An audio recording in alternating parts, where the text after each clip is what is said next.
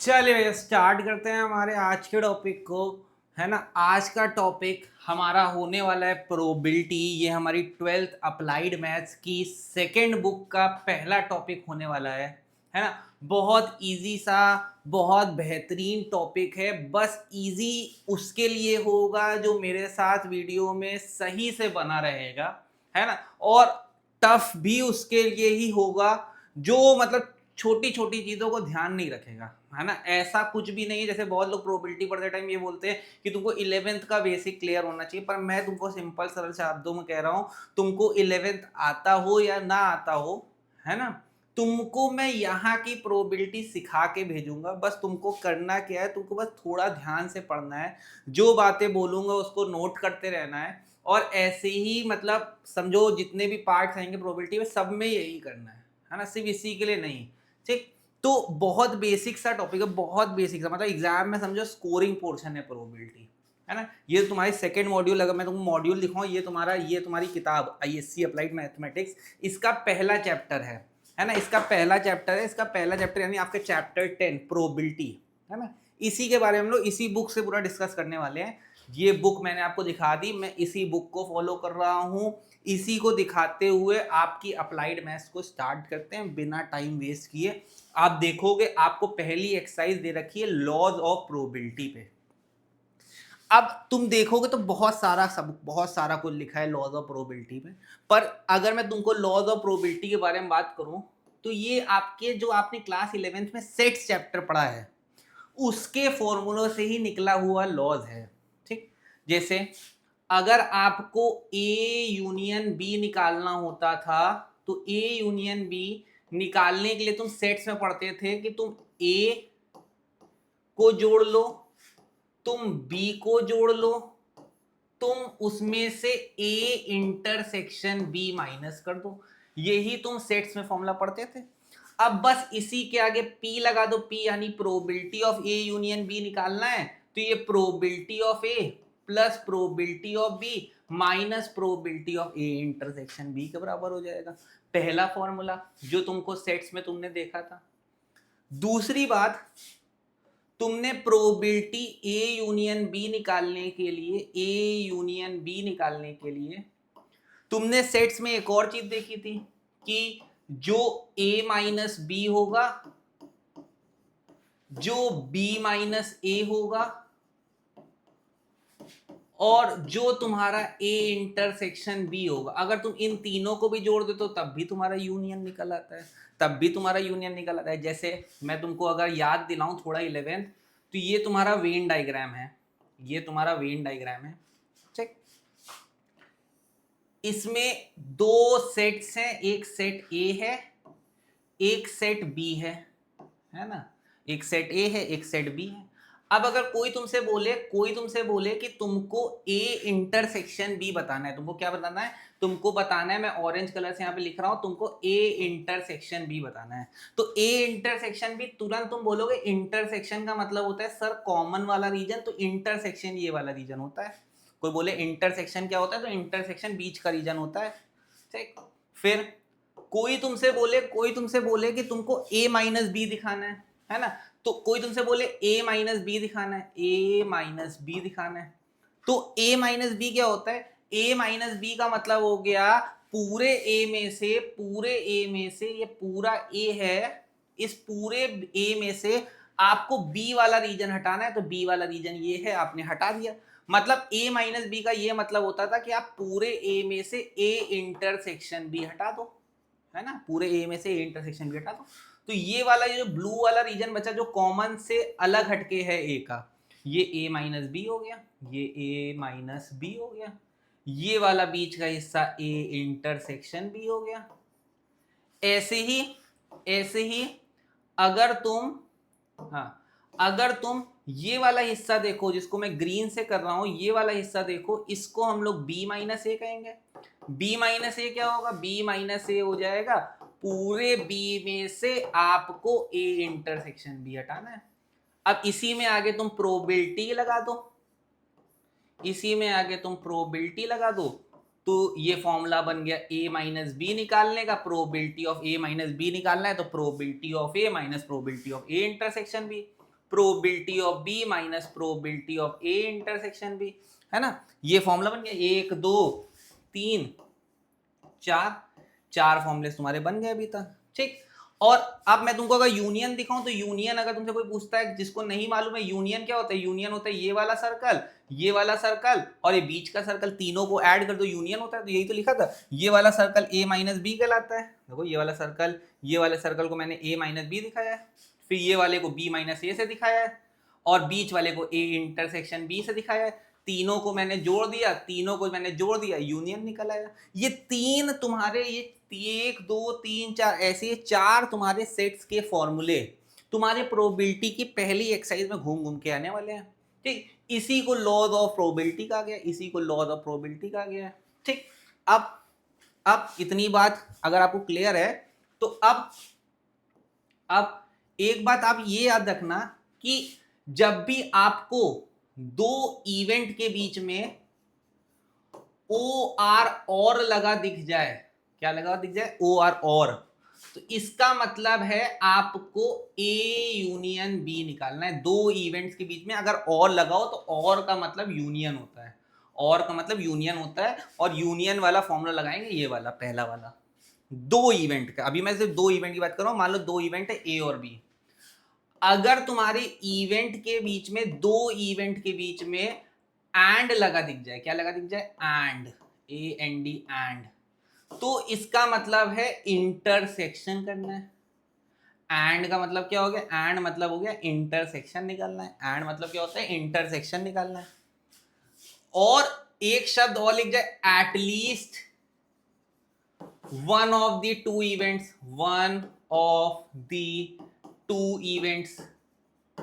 तब भी at least one of the two events का मतलब भी यूनियन होता है। At least one of the two events का मतलब भी क्या होता है, आपका यूनियन होता है।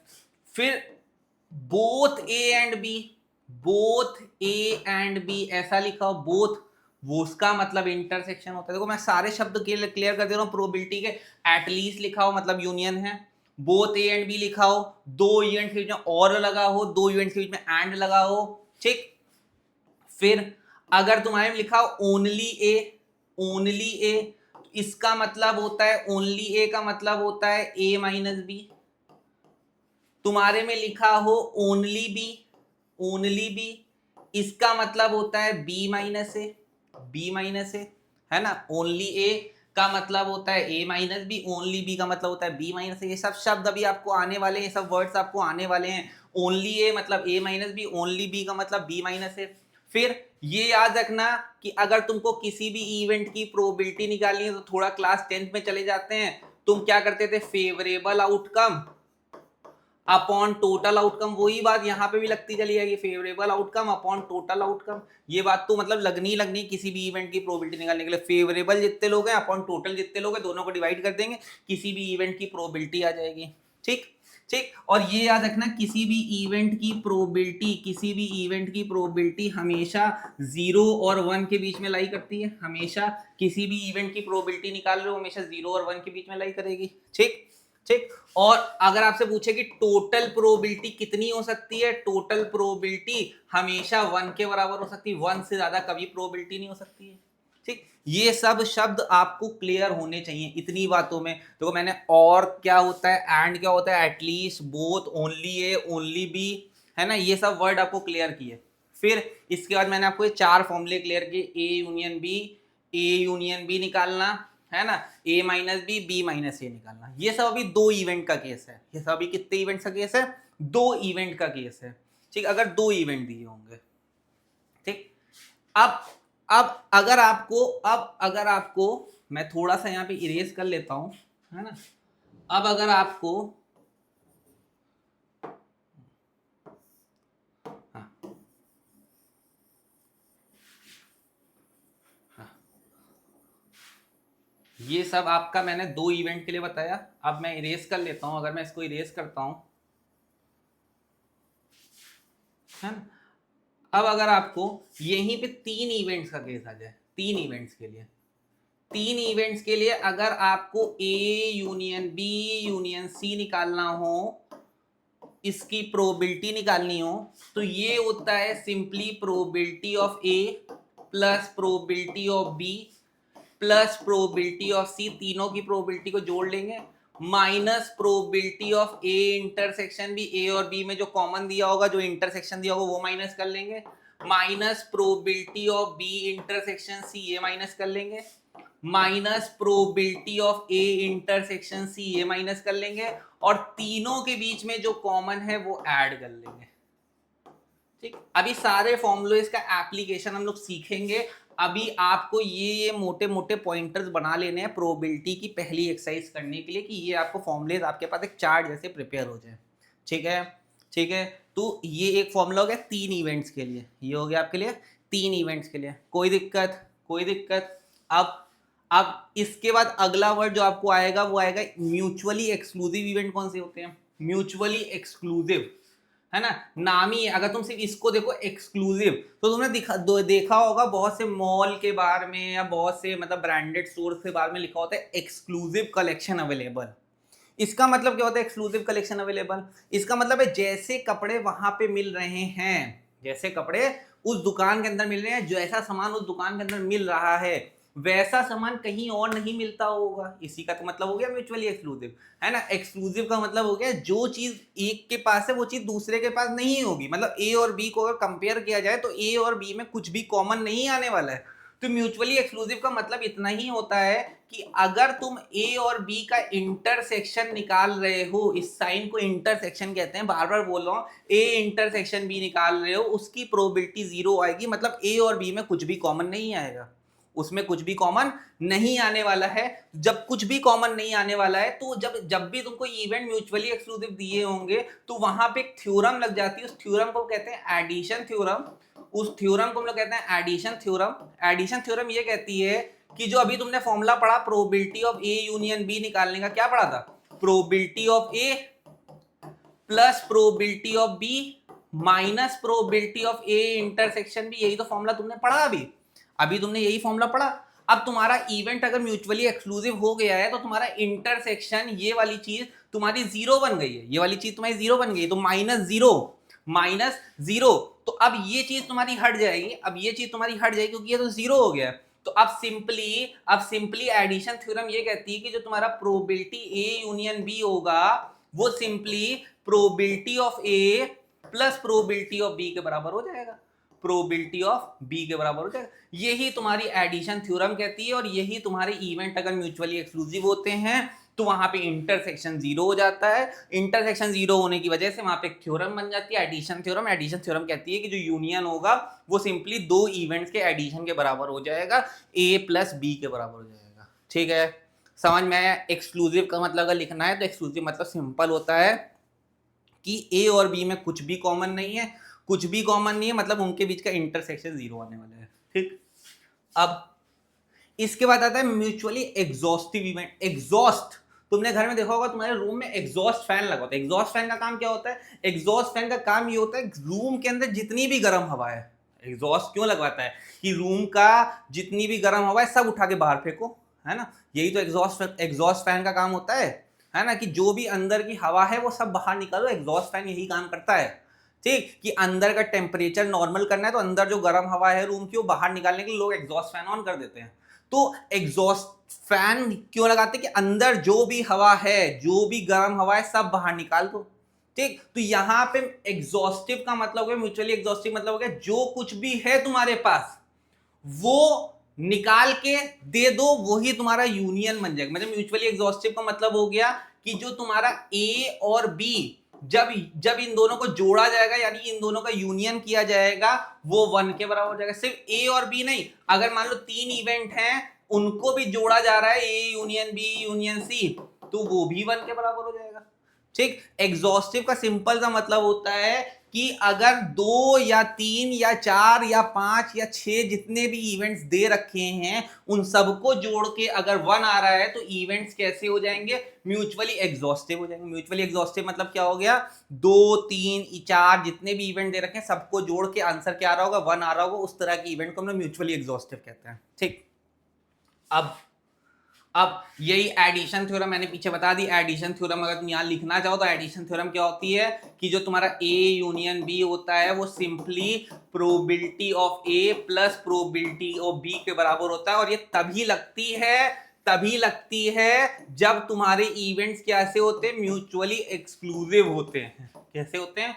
म्यूचुअली एक्सक्लूसिव होते हैं। ये होना कंपलसरी क्यों है? क्योंकि म्यूचुअली एक्सक्लूसिव होंगे तभी तुम्हारा इंटरसेक्शन जीरो बन जाएगा। तभी तुम्हारा इंटरसेक्शन क्या बन जाएगा? जीरो बन जाएगा। ठीक, फिर दो वर्ड्स आते हैं। ऑड्स इन फेवर क्या होता है और ऑड्स इन अगेंस्ट क्या होता है? देखो, मैंने तुमसे बोला अगर किसी भी इवेंट ई की प्रोबेबिलिटी निकालनी है तो इसके लिए फॉर्मूला होता है फेवरेबल आउटकम। हाँ, फेवरेबल आउटकम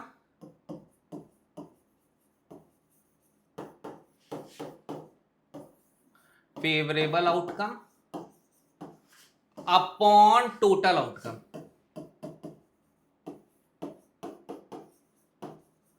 यही तो होता है, यही फॉर्मूला हो गया, favourable outcome upon total outcome. ये किसी भी इवेंट के लिए, ये किसी भी इवेंट की प्रोबेबिलिटी निकालने के लिए होता है। अब ऑड्स इन फेवर को मैं OIF लिखता हूं। ऑड्स इन फेवर निकालना होगा तो इसके लिए फॉर्मूला होता है फेवरेबल आउटकम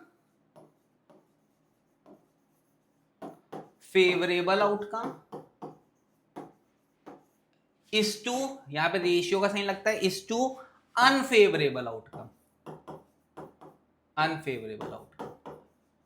मतलब मान लेते हैं मेरे पास टोटल आउटकम्स हैं 10, जिसमें से फेवरेबल हैं मान लेते हैं 7, तो अनफेवरेबल कितने हो जाएंगे? अनफेवरेबल 3 हो जाएंगे। अनफेवरेबल कितने हो जाएंगे? अनफेवरेबल मेरे लिए कितने हो जाएंगे? 3 हो जाएंगे।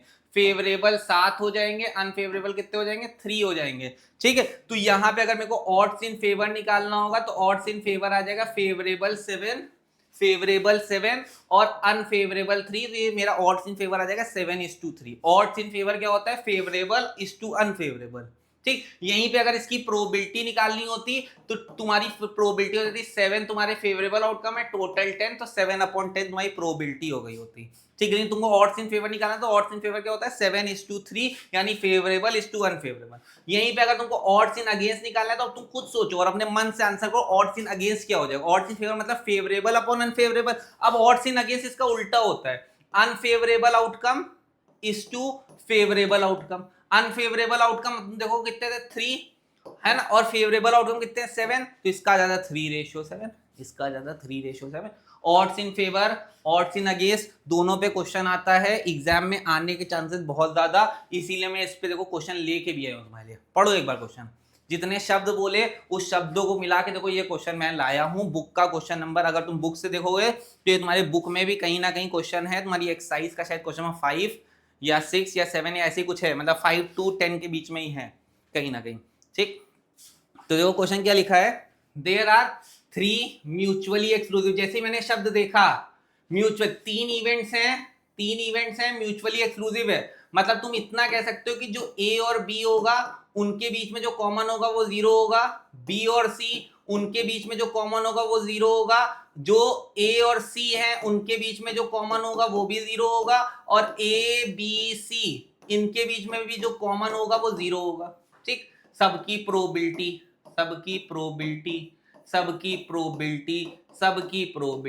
क्या होगा? 0 होगा, क्योंकि इवेंट हम लोग क्या देख लिया? म्यूचुअली एक्सक्लूसिव है। म्यूचुअली एक्सक्लूसिव मतलब सब कुछ कॉमन, जो कुछ भी तुम कॉमन सोच सकते हो, ए बी में कॉमन, बी सी में कॉमन, ए सी में कॉमन, तीनों में कॉमन, सब कुछ 0 होगा।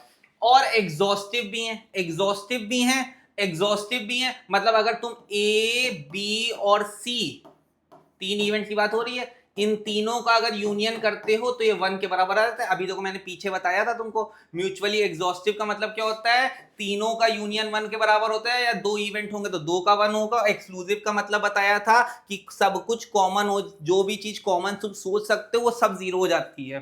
ठीक, और जब इवेंट एक्सक्लूसिव भी होते हैं तो आप एक थ्योरम लग जाती है, एडिशन थ्योरम। इसी बातों को याद रखना है तुमको।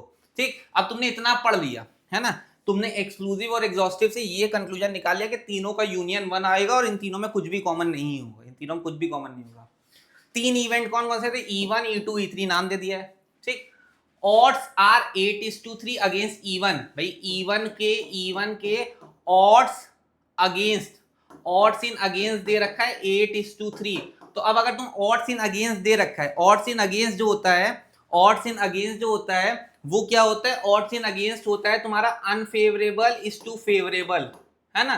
तो अब ऑड्स इन अगेंस्ट से अगर तुमको प्रोबेबिलिटी निकालनी है इवन की, अगर तुमको इवन की प्रोबेबिलिटी निकालनी है, तो प्रोबेबिलिटी निकालने के लिए फॉर्मूला होता है फेवरेबल इज टू टोटल।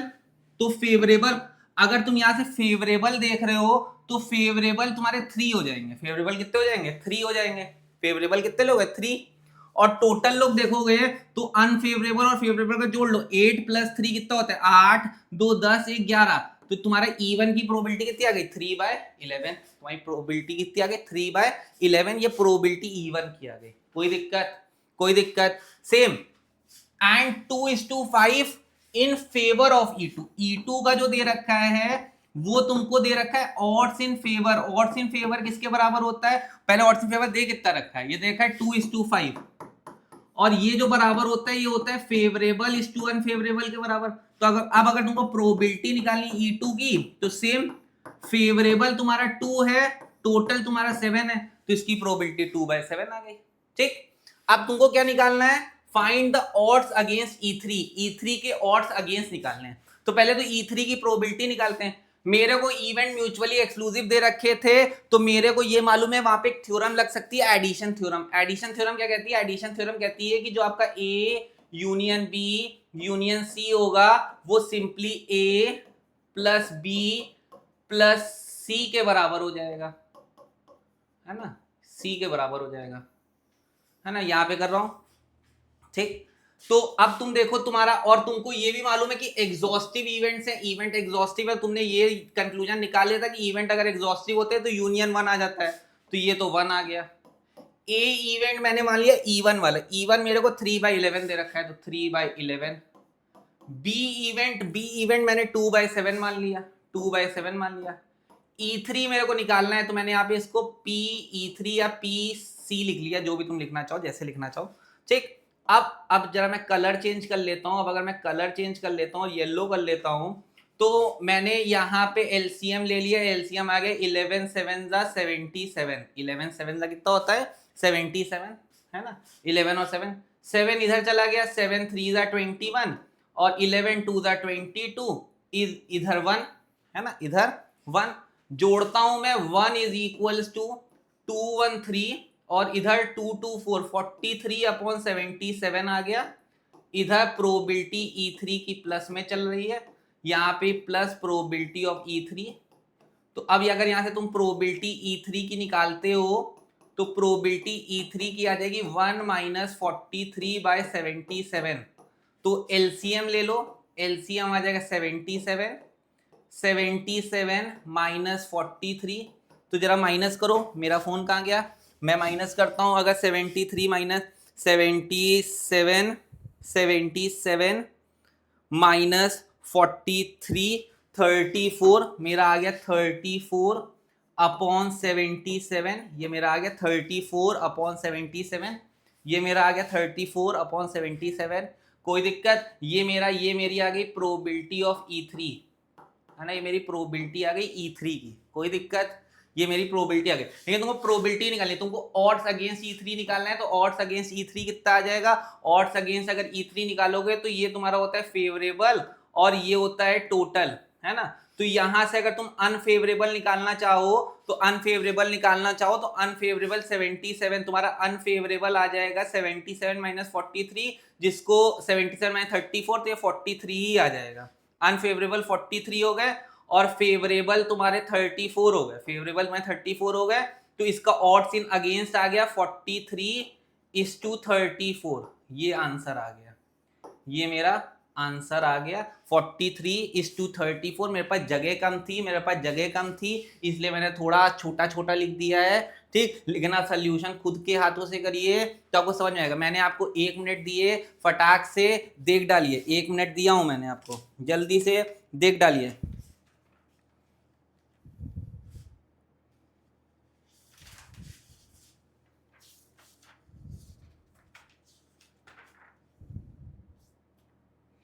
है ना। तो मेरा आंसर आ गया 43:34। उम्मीद करता हूँ सबने 1 मिनट दिया, सबने देख डाला होगा। 43:34 ये मेरा आंसर आ गया, है ना। और बहुत इंपॉर्टेंट क्वेश्चन है, एग्जाम पॉइंट ऑफ व्यू से देखोगे तो ये क्वेश्चन बहुत इंपॉर्टेंट है, बहुत इंपॉर्टेंट है। अगर तुम इससे छोटे छोटे एमसीक्यू देखो तो तुमको ऑड्स इन फेवर दे देगा किसी भी इवेंट को, और तुमसे बोलेगा इस इवेंट की प्रोबेबिलिटी क्या होगी, तो वो मैंने निकालने दिखाया।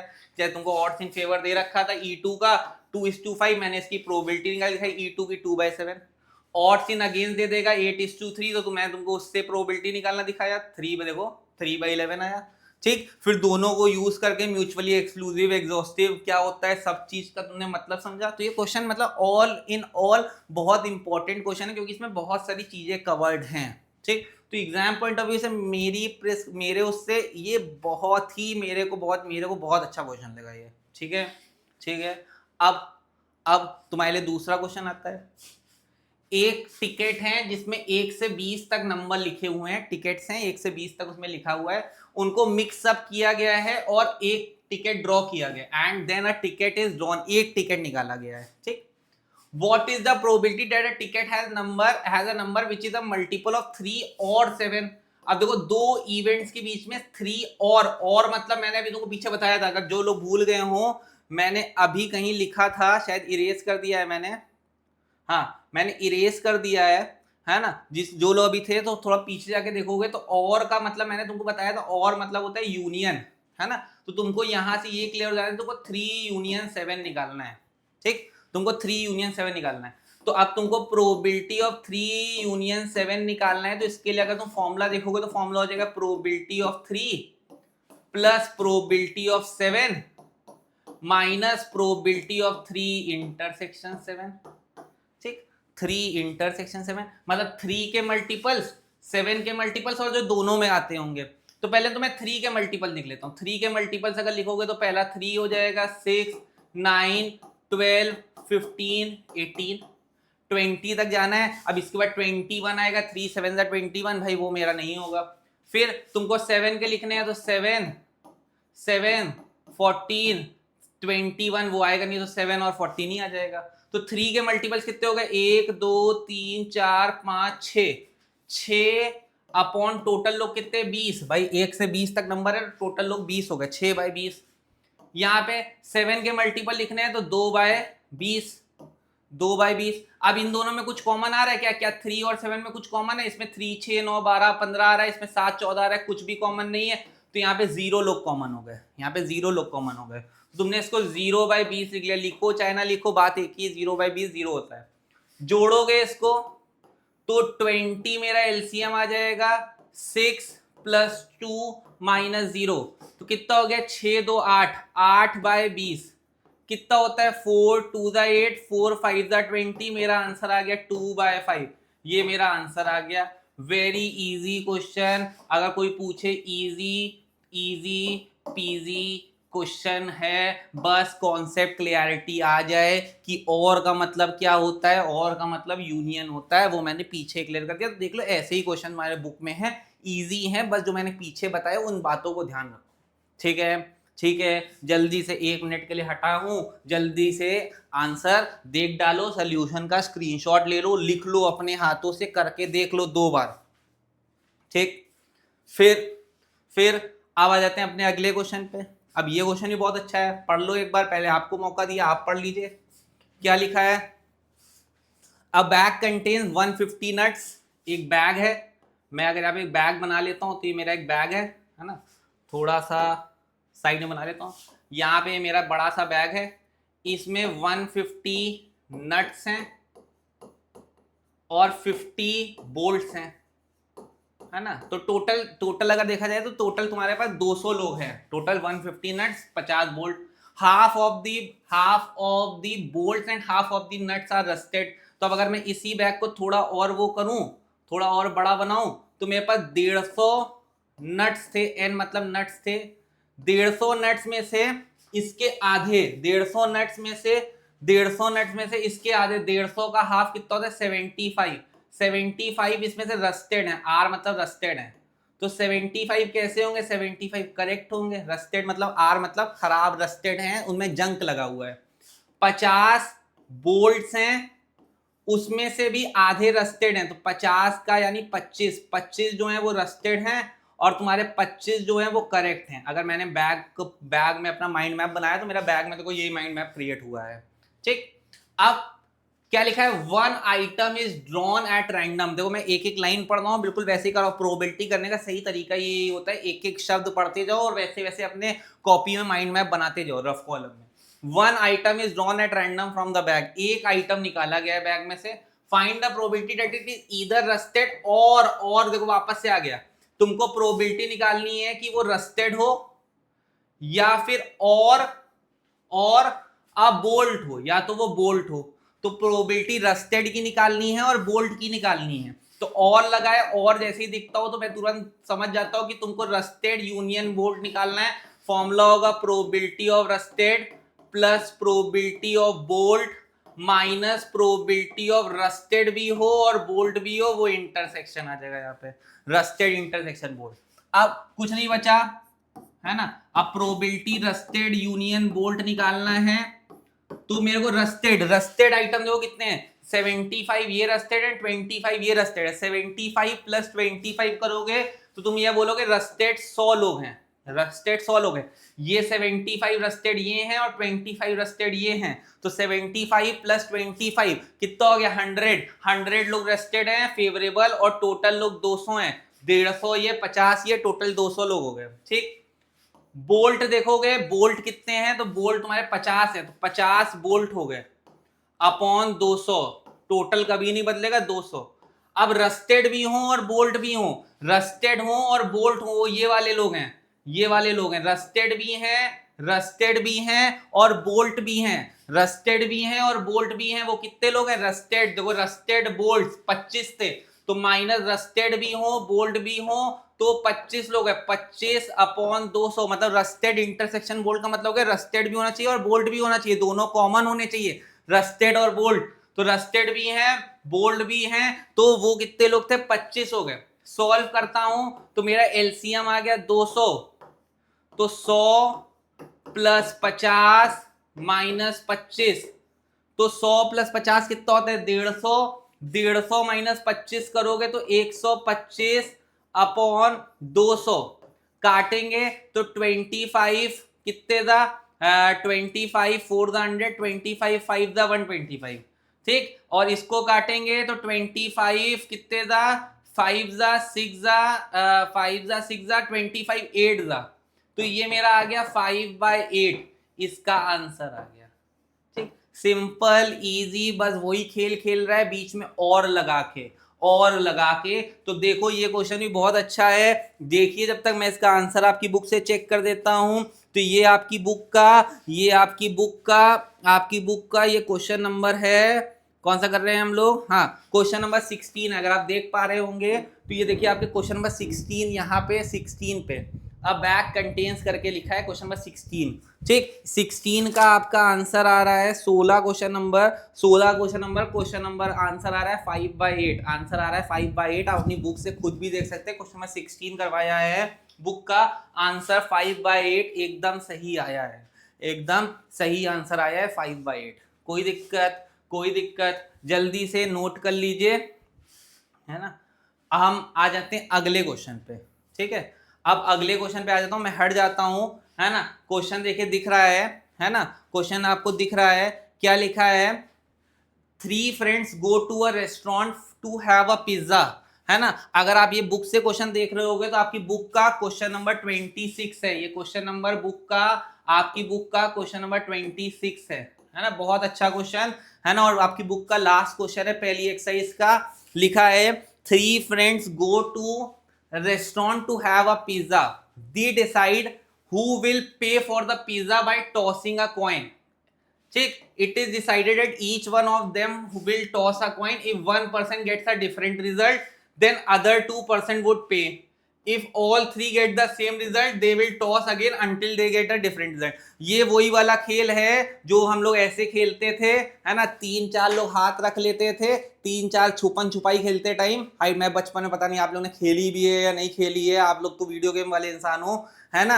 मैं भी वीडियो गेम खेला हूँ, बहुत पुराना नहीं हूँ मैं भी, लेकिन मैं अपने आप को बहुत छोटी की बात बता रहा हूँ। ऐसे हाथ रख लेते थे हम लोग 5-6 लोग, है ना, और ऐसे करते थे, है ना, एक एक ने ऐसे कर लिया, एक ने ऐसे कर लिया, जिसका और जिसका अलग दिख रहा होता था वो हट जाता था, फिर बाकी लोग ये गेम खेलते रहते थे। सेम इन्होंने वो गेम ना खेल के इन्होंने कॉइन को टॉस किया है। इन्होंने बोला है कि 3 लोग एक एक करके सिक्का उछालेंगे। तो अगर एक लोग सिक्का उछालता है, अगर पहला इंसान सिक्का उछालता है तो 2 आउटकम हो सकते हैं, हेड और टेल, है ना, 2 आउटकम हो सकते हैं, हेड और टेल।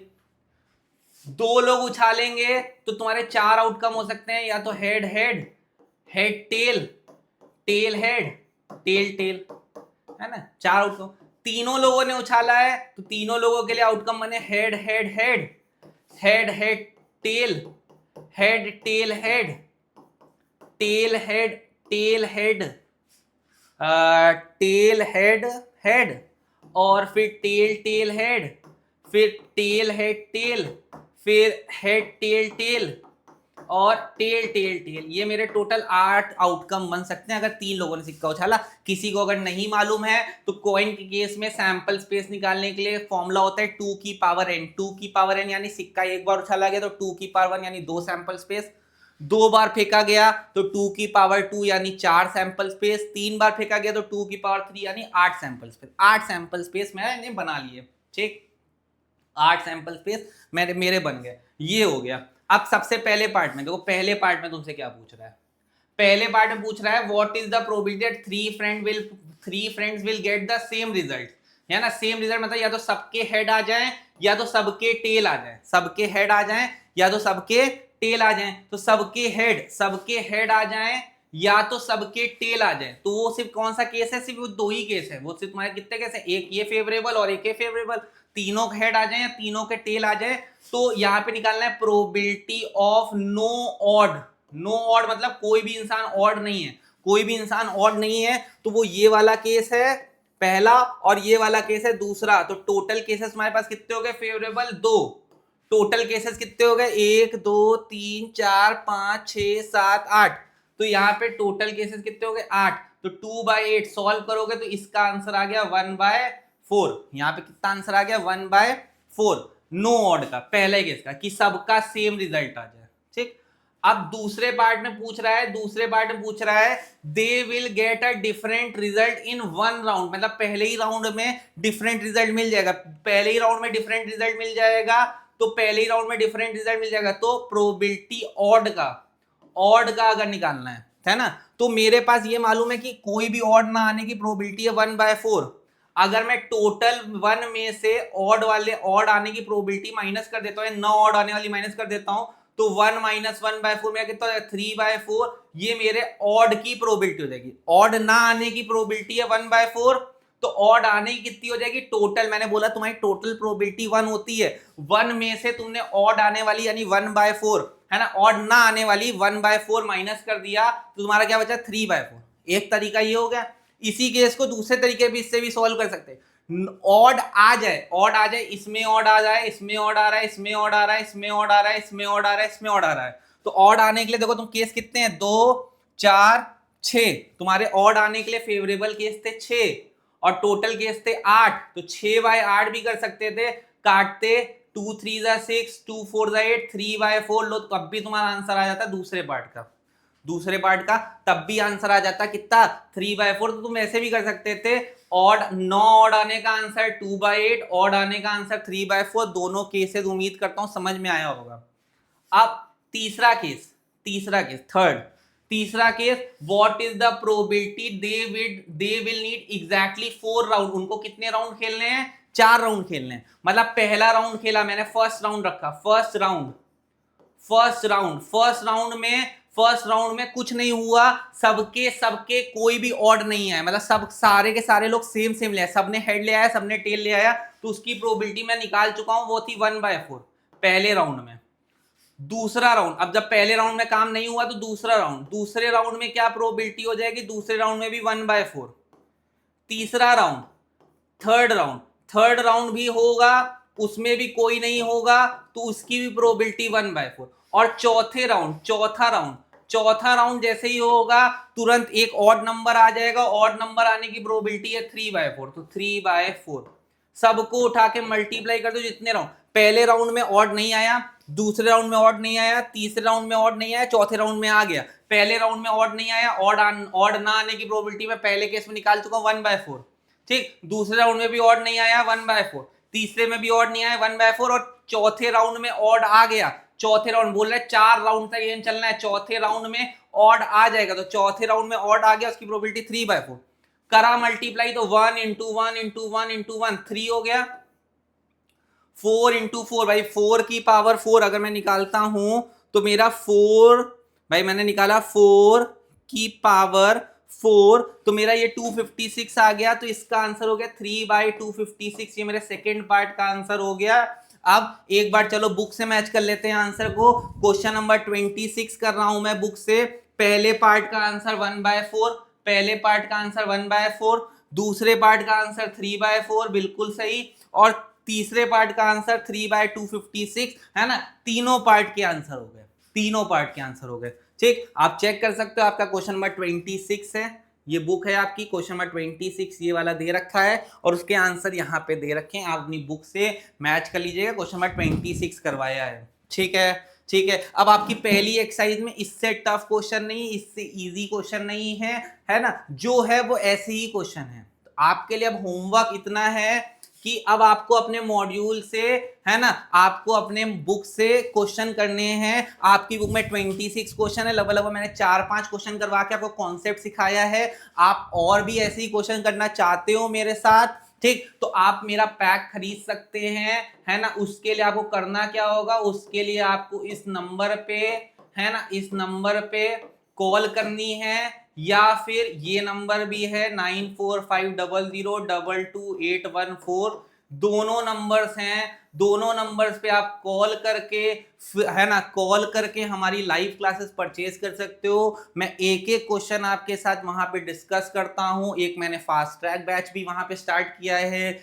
एक लंबा सा बैच भी स्टार्ट किया है, खूब सारी शीट्स डिस्कस करते हैं। तो आप भी अगर उसका मजा लेना चाहते हो तो आप इस पे ज्वाइन कर सकते हैं। और बाकी मैं यूट्यूब पे फ्री ऑफ कॉस्ट सब कुछ दे रहा हूं, तो आप वहां पे भी पढ़ सकते हैं। ठीक, दोनों ऑप्शंस अवेलेबल हैं। ठीक, और अगर आपको आज की बात ये समझ में आई तो आज आपके लिए, मेरे YouTube के बच्चों के लिए, इवन सारे बच्चों के लिए ये होमवर्क क्वेश्चन है, जिसके 2 पार्ट है, पहला पार्ट, दूसरा पार्ट, है ना। 2 पार्ट मैंने दिए हैं, दोनों के क्वेश्चन होमवर्क है आपके लिए। अब आज आपका होमवर्क ये है, आप ये दोनों क्वेश्चन सॉल्व करेंगे, कमेंट में आंसर लिखेंगे मेरे को। जिसका आंसर सबसे पहले कमेंट में आएगा और सही होगा, उसको मेरी तरफ से नेक्स्ट वीडियो में शाउट आउट है ना, नेक्स्ट वीडियो में शाउट आउट है। और अगर कोई ये वीडियो देख के इस पे आ रहा है ना, हमारा पैक परचेज कर रहा है, तो हम लोग ने अभी के लिए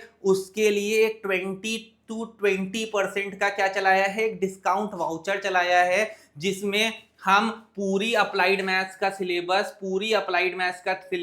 सिर्फ 6,999 में कवर कर रहे हैं अभी के लिए, आपके बोर्ड्स तक के लिए, है ना, आपके बोर्ड्स तक के लिए हम लोग 6,999 में कन्वर्ट कर रहे हैं, जिसमें हम आपकी पूरे सिलेबस कवर करेंगे, उसके साथ हम आपके साथ क्वेश्चन करेंगे, है ना, उसके साथ हम आपके साथ पेपर्स करेंगे, आपको 4 से 5 गेस्ट पेपर्स प्रोवाइड करेंगे, है ना, सब कुछ किया जाएगा। आपका सिलेबस 2 बार पढ़ाया जाएगा, उसके लिए सिर्फ फीस है 6,999।